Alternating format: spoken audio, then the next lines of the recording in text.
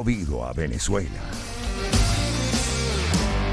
Y en un parque o con un parque automotor anciano en Venezuela, mayor de 15 años, nos hemos decidido a hacer un homenaje a esos carros que nos han movido desde que ese vehículo llegó a Venezuela. Acumulando kilómetros, los vehículos que han movido a Venezuela es nuestro primer capítulo de este seriado que apenas tiene 3. Y hoy nos vamos a dedicar, por supuesto, a esos que son tipo sedán. El carro pequeño que muchos tienen en su casa. Para hablar de esos carros que han movido a los venezolanos, saludamos a Michel David Rodríguez, historiador y cronista automotriz. Bienvenido, Michel, ¿cómo está? Bienvenido, un gusto conversar contigo. ¿Qué tal? Muy buenos días. Un gusto para mí estar en el programa con ustedes. Gracias por la invitación. Michel David, nos encantaría comenzar por un carro que además todavía los puedes ver rodando y tiene que ser un ejemplo extraordinario. Son los Ford Sierra. Yo recuerdo que en mi casa mis padres tenían un Sierra estando yo muy pequeña y todavía quien era nuestro operador hasta hace nada tenía un Sierra que paraba todos los días frente a la radio. ¿Qué hacía que ese Sierra fuese un carro tan duradero y que prácticamente cualquier repuesto le funciona a un Sierra, aunque no sea repuesto de Sierra? Sí, bueno, eso es un carro eso es un carro que genera pasiones, porque o gusta o no gusta. Ese carro, hay mucha gente que los critica, pero hay mucha gente que los adora, que los idolatra, ¿no? Tengo un buen amigo que ha tenido 33 Sierras a lo largo de su vida. Si no, él es fanático hasta la pared de enfrente, sierrero, como dice él. Pero fíjate una cosa que tiene de trascendental el Sierra. El Sierra es un gran impacto desde el punto de vista de tecnología automotriz en nuestro país, porque nosotros estábamos acostumbrados a un Malibu, un Nova, un LTD, que son carros que te exigen poco mantenimiento dentro de lo que el término mantenimiento a lo que el mantenimiento puede referirse, ¿no? Pero ¿qué pasa con el Sierra? El Sierra era un carro mucho más exigente en ese sentido, en lo que mantenimiento se refiere. De hecho, es el primer carro que trae a Venezuela la cultura del mantenimiento mantenimiento preventivo, quiero decir. Y es un carro que en ese sentido resultó ser bastante desafiante para los mecánicos de la época. Muchos de esos carros resultaron algunos problemáticos, quizás por un tema más de mecánico y de mal dueño, que de mal carro como tal, un carro que mal dueño, o sea, esos que solo ponen agua y gasolina. Agua, gasolina y más nada, tal cual. Y eso es un carro que exige un poquitico más que agua y gasolina. Un carro que, por cierto, y curiosamente fue diseñado por el mismo tipo que diseñó el Twingo, un señor llamado Patrick Leclermont. Pero es un carro que si tú vas a Europa, la fanaticada es increíble. En Inglaterra hubo un campeonato de automovilismo de gran turismo y la categoría era estrictamente a Ford Sierra.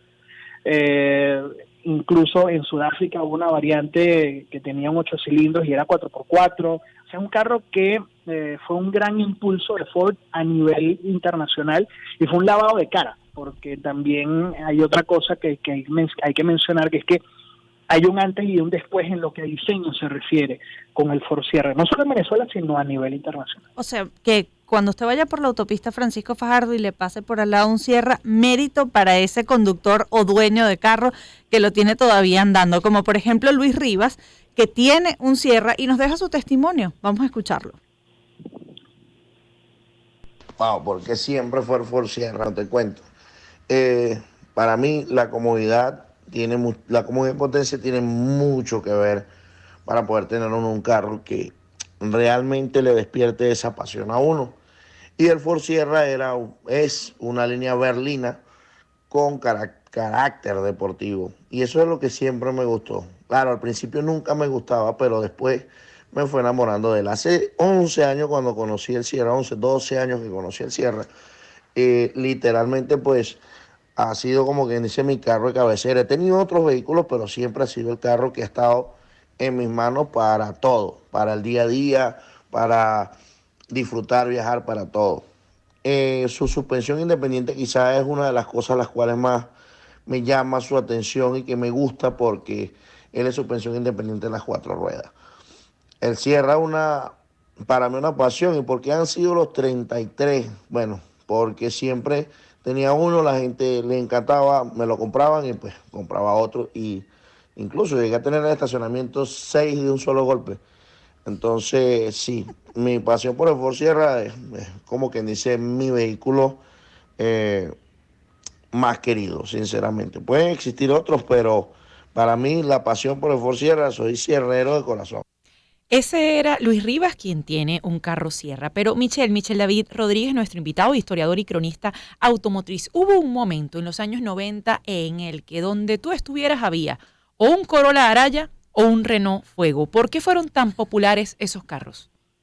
Bueno, el Corolla porque se ensamblaba aquí en Venezuela. El Corolla en esa época, estamos hablando de una época en la que Toyota estaba perfeccionándose como constructor automotriz, y aquí en Venezuela vendría siendo el tercer modelo que ellos presentan. Ellos habían fabricado desde 1957, cuando Toyota comenzó su presencia en Venezuela. Ellos comenzaron fabricando el Toyota, la serie FJ20, el FJ25, después el FJ40, que es lo que conocemos como el Machito, después llega la Samurai, pero los dos eran productos Land Cruiser, que eran las famosas camionetas Land Cruisers. Uh-huh. Ellos tenían una doctrina que se conoce como la doctrina Land Cruiser. La idea era y es en lo que consistía la doctrina, la idea era que se presentaba la Land Cruiser como único producto Toyota, la gente lo usaba, a la gente le gustaba, y la idea era, ¿te gusta la Land Cruiser? Bueno, qué bueno, porque nosotros tenemos otro producto, y es cuando llega el Toyota Corolla. Son carros de altísima confiabilidad en términos mecánicos, son automóviles que aguantan uso y abuso. En aquella época los repuestos se conseguían con muchísima facilidad, porque, repito, la planta de ensamblaje estaba en Cumaná. De hecho, a ese carro le dicen Araya porque el carro fue presentado, su debut fue en la península de Araya. Y bueno, o sea, es imposible cuestionar, por decirlo de alguna manera, la calidad de esos vehículos Corolla. Y en el caso del Renault Fuego, porque el Renault Fuego también se ensamblaba aquí en Venezuela, Renault tenía una presencia a nivel de ensamblaje aquí en el país, y esos carros se presentaban como vehículos de máximo lujo. Era un vehículo deportivo que tenía unas prestaciones bastante significativas. Era básicamente una versión deportiva del Renault 18, con una línea increíblemente hermosa, y básicamente ese carro enamoró aquí en Venezuela. Sobre todo la línea. Otro de los carros que era un clásico, el Malibú, y todavía los puedes ver rodando. Sí, de hecho fue mi primer carro. Yo tuve un Malibú del año 81. El Malibú fue el caballito de la batalla aquí en Venezuela. De hecho, hasta en 1980 fue el mejor año del Chevrolet Malibú en lo que a venta se refiere. ¿Por qué? Porque en el año 78 General Motors había comprado la planta de ensamblaje que tenía Chrysler en Valencia, que era mucho más grande que la que tenía General Motors en Caracas, y al poco tiempo que la compraron, pudieron ponerla en funcionamiento, adaptando toda la infraestructura que se necesitaba para ensamblar vehículos de Chevrolet o de General Motors. Y 1980, gracias en buena parte al aumento en la capacidad de producción, hizo que el Malibú fuese un éxito de ventas. Y es un carro que, sin duda alguna, ¿qué te puedo decir? Vuelvo y te repito, es mi primer carro, espero en algún momento volver a tener uno. Es un carro cómodo, es un carro indestructible, es el tipo de carro que sí te aguanta el tema de gasolina, agua y aceite y más nada. Eso no pregunta. O sea, si mi carro hablara, si mi Malibú hablara, bueno. Pues no solo es indestructible, sino que al que toca lo destruye. Tú chocas con un Malibú y adiós, así tengas la camioneta más grande. Pero por cierto, nosotros también tenemos el testimonio de alguien que tiene un Malibú, Virgilio García. Vamos a escucharlo. Sobre los Malibús, esos son unos tanques de guerra. En mi caso tengo dos Malibú, uno en el cual aprendí a manejar, que se conserva en la familia, que es de mi papá, y el otro es el mío, que lo tengo, que es mi primer carro. Está en planes cambiar el motor, restaurarlo un poquito, pero esos carros no tienen precio en la familia. Esos carros, pases por donde pases, no sientes los huecos, la dirección es otra cosa, son unos tanques. Para mí, en lo personal, no tienen valor monetario, todo es sentimental. Son excelentes vehículos de los años 80. ¿Por qué la gente se enamora de los carros? Michelle David Rodríguez, nuestro invitado historiador y cronista automotriz. Yo nunca bueno, mentira, sí me enamoré del Fiesta. No, un momento. Mi tío tiene un Mustang del 70 y algo. Y cuanta persona pasa por ahí y ve el Mustang, pregunta si no lo venden. Y su respuesta es que primero vende a los hijos antes que el Mustang. Y el Mustang lo tiene parado, pero es incapaz de venderlo. ¿Cuál es esa relación que hay con el carro? Bueno, tú sabes que mucho se ha dicho de que la primera relación emocional entre el ser humano y una máquina fue precisamente con el automóvil. Y es que hay una cosa, nosotros pasamos del caballo y la carreta al carro. Y el carro daba una libertad y una independencia que no te daba el caballo, ¿ok? ¿Por qué? Porque el caballo, primero, tienes que estar acostumbrado a montar caballo, porque si no, al día siguiente el dolor en la espalda es una locura, por un lado. Por el otro, te protegía de la intemperie como no te protegía un caballo. Y ahí comenzó precisamente esa pasión. Tú podías ir a donde sea en un carro y sí, igual podías ir en un caballo, pero quitando el tema de que estás desprotegido, del dolor en la espalda si no montas a caballo, el carro resultó ser superior. Y no solo eso, se hizo mucho trabajo en torno a lo que a marketing se refiere para promocionar el vehículo como un símbolo de estatus, como un símbolo de libertad precisamente, como algo que formara parte de tu ser. De hecho, los japoneses, un ejemplo que yo siempre pongo es el Mazda Miata. El Mazda Miata fue diseñado con la intención de que el carro y la persona fueran uno solo. Entonces, fíjate, a ese punto vamos. Y no solo eso, hay hasta canciones escritas que hablan sobre el automóvil. La primera canción es una canción de 1903 que se llama In My Merry Oldsmobile, y básicamente la canción habla de un muchacho que tiene un Oldsmobile y entonces en la canción cuenta lo que él se imagina que sería pasear en su carro con la mujer que ama. Ya está. Imagínate la Que canción ya tiene el carro, le falta la mujer. Ya va, el de los hombres tiene un Ford Fiesta blanco y un jersey amarillo. Pero eso debió haber sido una tragedia tener un Ford Fiesta blanco, porque yo que lo viví, lo padecí y lo despedí este año con lágrimas, eso se recalienta cada 500 kilómetros.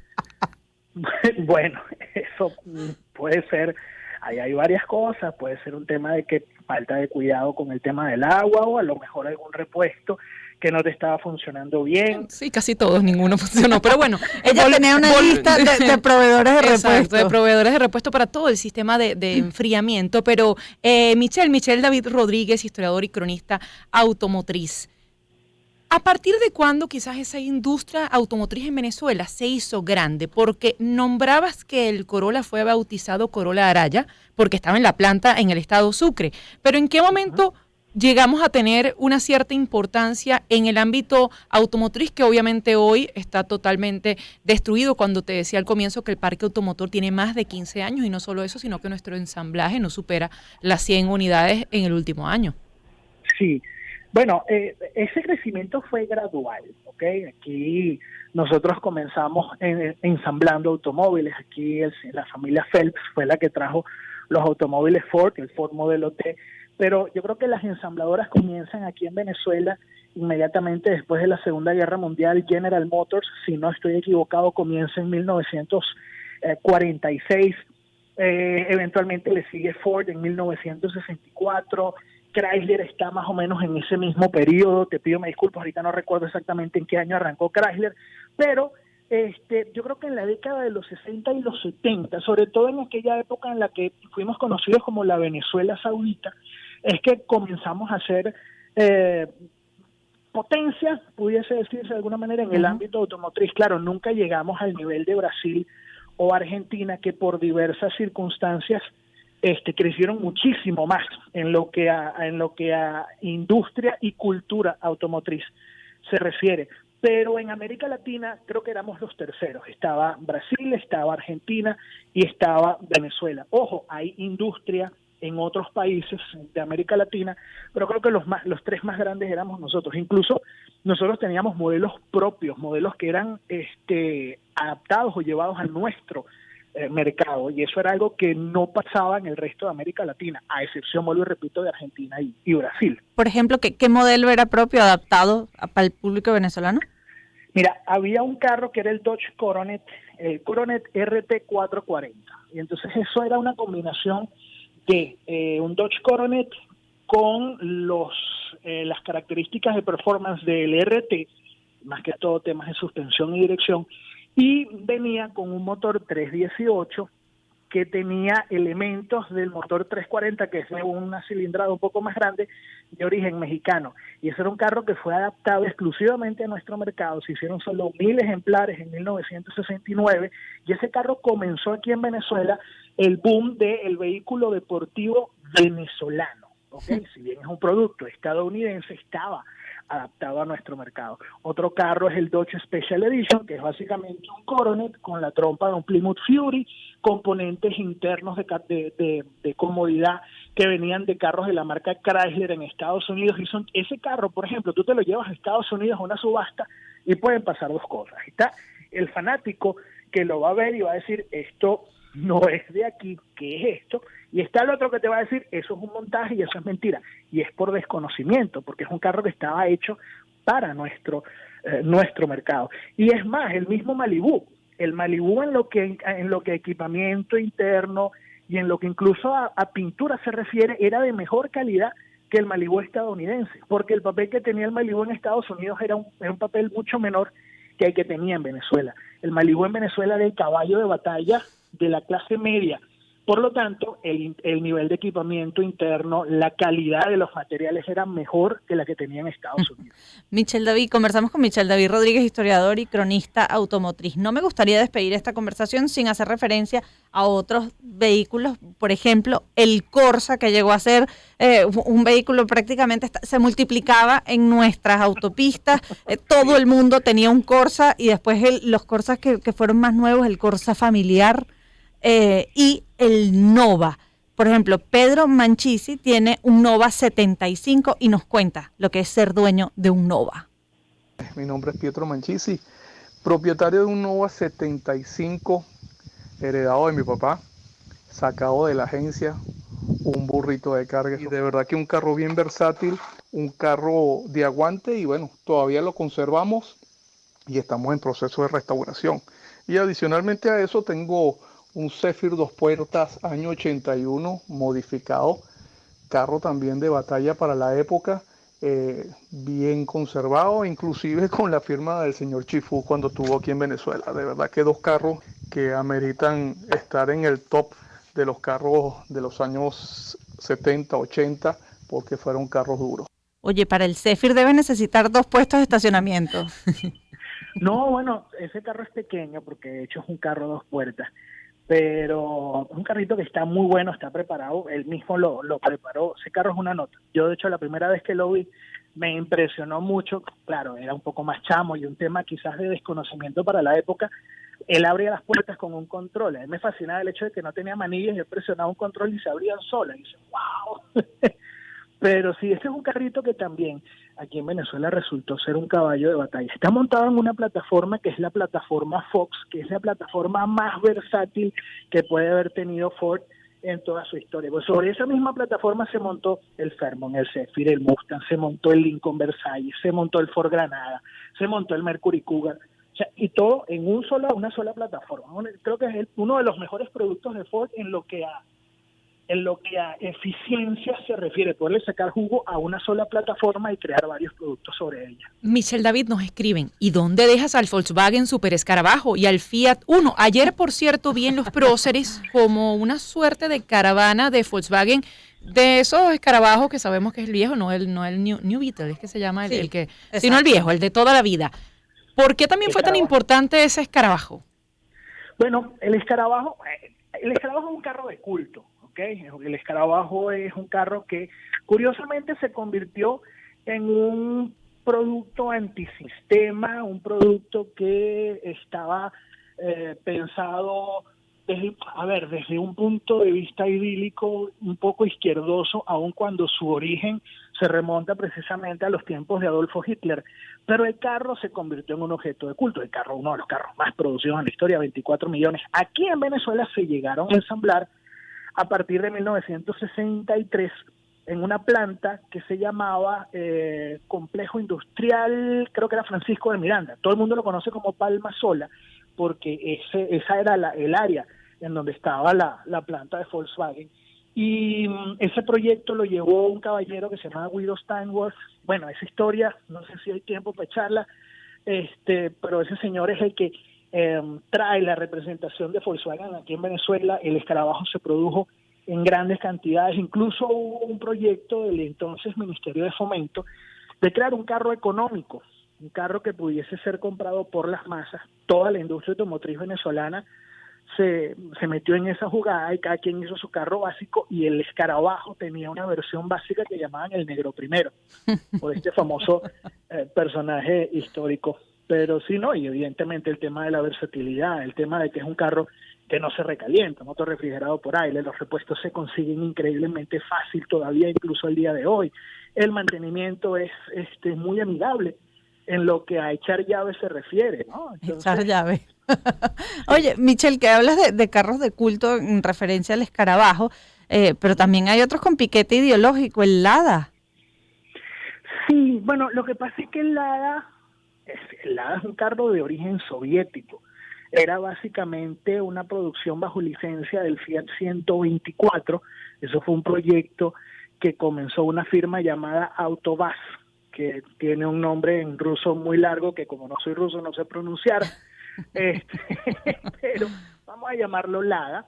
En Rusia, en la Unión Soviética, ese carro se llamaba Siguli, que era el nombre, si mal no recuerdo, de una montaña que era muy famosa en la localidad en donde estaba la planta, y ese carro se convirtió en una herramienta de exportación de productos soviéticos, no solo a Venezuela, sino a Europa. En Europa tuvo una aceptación regular, o sea, había quien lo compraba y había quien no, pero no es que te diga que es el carro de origen soviético o del bloque socialista más odiado, el carro es más odiado, pero aquí a Venezuela llegaron en esta época en la que hubo una apertura de nuestra economía y de nuestra industria a la exportación. Eso antes estaba regulado, estaba prohibido. El gobierno permite en la década de los 90 importar carros nuevos. Ahí es en la época en la que llegan marcas como Skoda, es la época en la que llegan marcas como Lada, Dacia, que es una marca rumana. El problema que tenía el Lada es que los trajeron un grupo de empresarios, pero no trajeron suficientes repuestos, no había una formación al personal en el área de venta y de postventa, y a nivel de mantenimiento, o sea, a nivel de mecánicos, tampoco eso existía. Eso simplemente fue un proyecto de un grupo de empresarios que trajeron un grupo de carros y listo. Michelle David. Claro, por eso dicen que es un carro para toda la vida, porque una vez que lo tienes, no te lo puedes quitar de encima. Como dice un amigo mío, es un carro que te da dos alegrías, cuando lo compras y cuando lo vendes. Muchas gracias, Michelle David, por haber estado con nosotros estos minutos en Zona Éxitos. Un placer para mí. Y mañana vamos a estar hablando de las camionetas, así que pueden compartir con nosotros a través de nuestras cuentas en redes sociales, @AdrianaNunesR, @LilaVanorio, cuáles son esos modelos que recuerdan que todavía se pueden conseguir rodando por allí, esos vehículos que han movido a Venezuela. Michelle David Rodríguez, historiador y cronista automotriz. 10:45, escuchamos la música del circuito Éxitos, Coldplay y Viva la Vida.